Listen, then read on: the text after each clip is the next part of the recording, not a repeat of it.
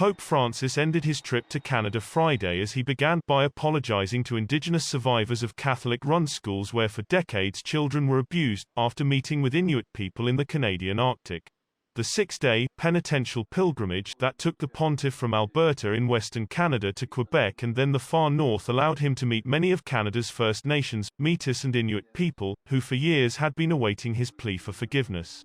While many of them welcomed the gesture by the 85-year-old, who spent much of the trip in a wheelchair due to knee pain, they also made clear that this was only a first step on a journey of reconciliation. The Pope wrapped up his journey in the capital of the vast northern territory of Nunavut, Iqaluit, which means the place of many fish.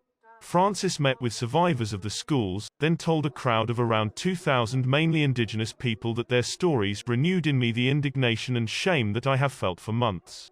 I want to tell you how very sorry I am and to ask for forgiveness for the evil perpetrated by not a few Catholics who contributed to the policies of cultural assimilation and enfranchisement in those schools, he said.